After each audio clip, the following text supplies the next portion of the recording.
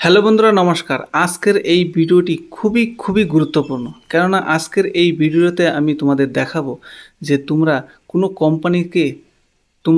কোম্পানিতে ইনভেস্টমেন্ট করতে গেলে সেই কোম্পানিতে কি চেক করবে, অর্থাৎ কোম্পানির ফান্ডামেন্টাল অ্যানালাইসিস কিভাবে করবে এবং কোন জিনিসগুলোকে তোমাকে গুরুত্ব দিতে হবে, সেই জিনিসটা আজকের এই ভিডিওতে তোমাদের দেখাবো। এই ভিডিওটি তাদের জন্য খুবই ইম্পর্টেন্ট যারা বিগিনার লেভেলে রয়েছে, অর্থাৎ রিসেন্টলি শেয়ার মার্কেটে এসেছে। তাই তোমরা যদি বিগিনার লেভেলে হয়ে থাকো তাহলে এই ভিডিওটি শেষ পর্যন্ত দেখো।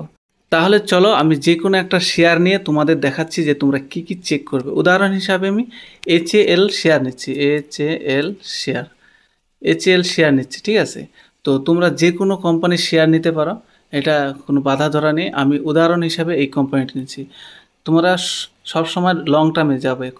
তোমরা এখানে দেখতে পাচ্ছ কোম্পানির চার্ট প্যাটার্ন রয়েছে। এই চার্ট প্যাটার্নটা তুমি লং পজিশনে করো। লং পজিশনে করার জন্য এখানে দেখো মোর বলে একটা অপশন আছে, এই মোর অপশনে তুমি ক্লিক করো। এখানে ক্লিক করার পরে ম্যাক্সিমাম আছে, এই ম্যাক্সিমামে ক্লিক করবা। ম্যাক্সিমামে ক্লিক করলে এখানে দেখতে পারবা কোম্পানিটি যখন থেকে শুরু হয়েছে সেই তখন থেকে কোম্পানিটি কীরকম পারফরমেন্স দিয়েছে, অর্থাৎ কোম্পানিটি উপর থেকে নিচে আসছে না নিচের থেকে উপরে আসছে।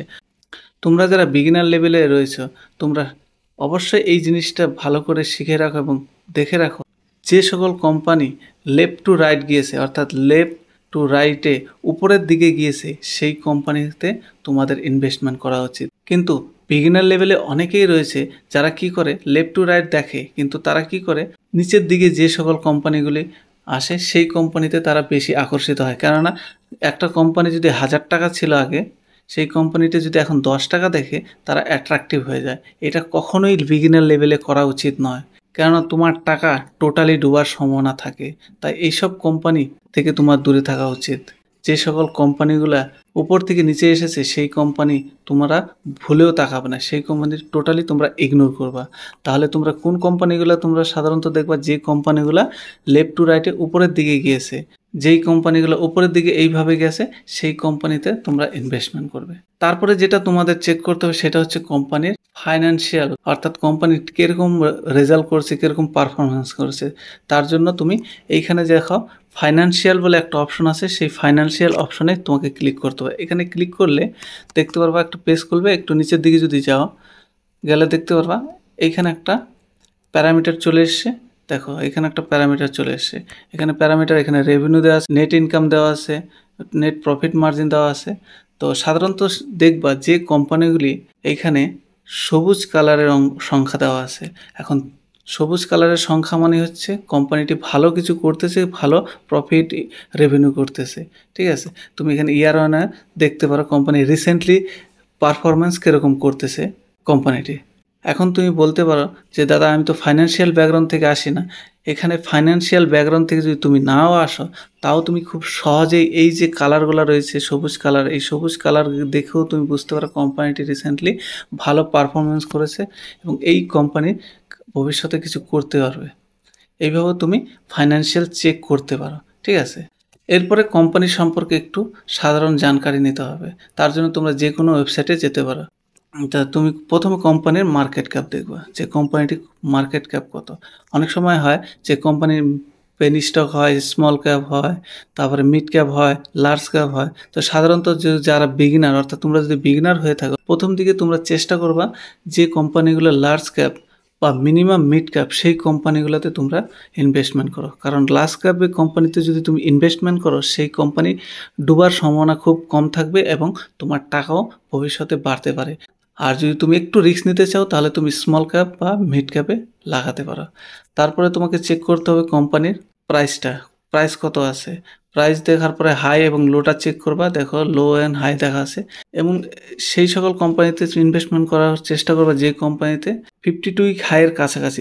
এখানে দেখো কোম্পানির বর্তমান প্রাইস হচ্ছে 4905 টাকা আর 52 উইক হাই হচ্ছে 5675 টাকা, অর্থাৎ 52 উইক হাইয়ের খুবই কাছাকাছি রয়েছে এই কোম্পানিটির বর্তমান প্রাইস। যদি এই কোম্পানিতে এখন ইনভেস্ট করা যায় তাহলে কোম্পানিটি কিছু সময় পরে এই 52 উইক হাইকেও ক্রস করতে পারে। তারপর তুমি কোম্পানির পি রেশিও দেখতে পারো, তারপর বুক ভ্যালু যেটা যত বেশি থাকবে সেটা তুমি দেখতে পারো। এখন যদি তুমি বলো দাদা স্টক পি কি, বুক ভ্যালু কি, এই বিষয়ে যদি তোমরা ভিডিও দেখতে চাও তাহলে কমেন্ট করে অবশ্যই জানাবে। আমি ডিটেলসে এই সম্পর্কে ভিডিও তোমাদের। তোমাদের জন্য নিয়ে আসব। যে সকল কোম্পানির পি রেশিও যত কম হবে সেটা তত ভালো হিসাবে ধরা হয়, আর বুক ভ্যালু যত বেশি হবে তার জন্য তত বেশি ভালো। তারপরে তোমরা আরওসি দেখতে পারো, আরওসি যত বেশি হবে তত ভালো, আরওই যত বেশি ভালো। সাধারণত সেখানে ইনভেস্ট করবে যার আরওসি 15 থেকে 20%-এর উপরে, আর আরওইও 20%-এর উপরে রয়েছে, সেখানে তোমরা ইনভেস্টমেন্ট করতে পারো। ওই সকল কোম্পানিগুলি তোমাকে রিটার্ন বেশি জেনারেট করে দিতে পারে। এবার যে জিনিসটা সবথেকে গুরুত্বপূর্ণ এবং যেটা তোমাকে চেক করতে হবে সেটা হচ্ছে কোম্পানির শেয়ার হোল্ডিং প্যাটার্ন, অর্থাৎ কোম্পানির প্রমোটাররা কত শেয়ার নিয়ে বসে আছে, এফআইএস কত শেয়ার নিয়ে বসে আছে, ডিআইএস কত শেয়ার নিয়ে বসে আছে, পাবলিকের কাছে কত।